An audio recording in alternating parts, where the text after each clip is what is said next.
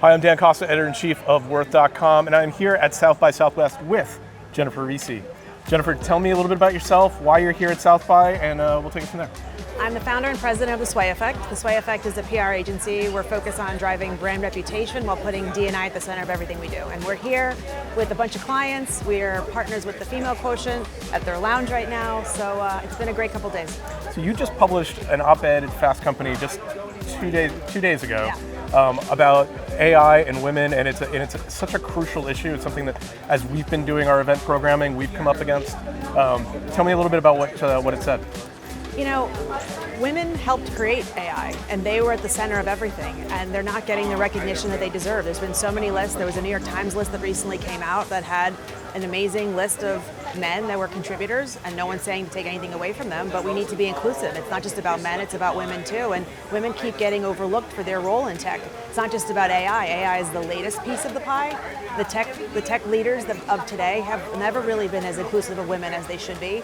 That's one of the things that I try to do every day in my work. I work with a lot of CEOs across many different industries. Tech is one of them.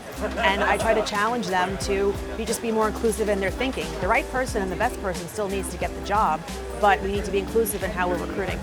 So, obviously there's an issue at the CEO level where you just don't see that many female CEOs in the AI industry, but there are women in the industry. Do you see it as a pipeline problem? Is it a recruiting problem?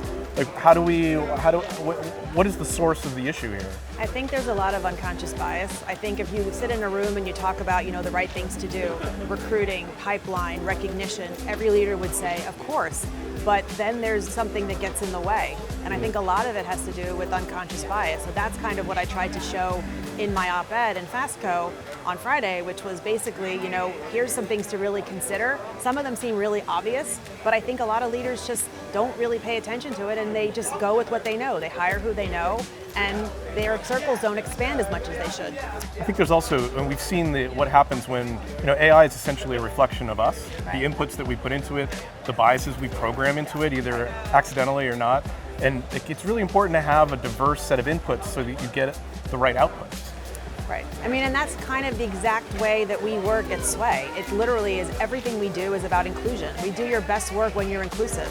I came from the advertising world. I worked at Ogilvy, where you would sometimes have men sitting around a room creating campaigns for products that were targeted at women. How do they know? You have no women in the room for a product you're targeting for women. Those are the types of things that you need to be thinking about. And just being inclusive sounds like such a simple thing to do, but it makes the work so much better, and a lot of people are not doing it, especially now that the headlines have moved away from the D&I work. We're seeing things that, honestly, I'm very disappointed I'm seeing. I feel like sometimes we're going backwards.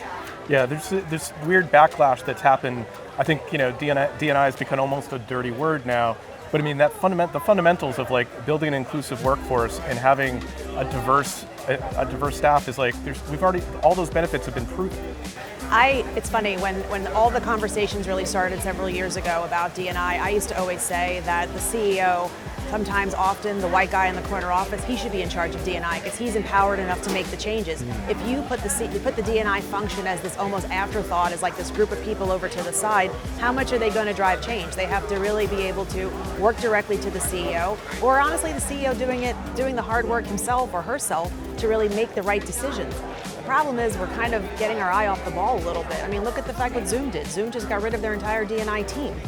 It's, again, we're going backwards and we're not going in the right direction. And I hope organizations like the Female Quotient, and even through my work, I'm trying to just continue to keep it center of the universe, top of everyone's mind. We have to just continue to kind of just be consistent and try to keep doing the right thing. Well, Worth is going to do its part in trying to deliver that message. I appreciate the work that you're doing. Thanks so much for taking the time. Thank you so much.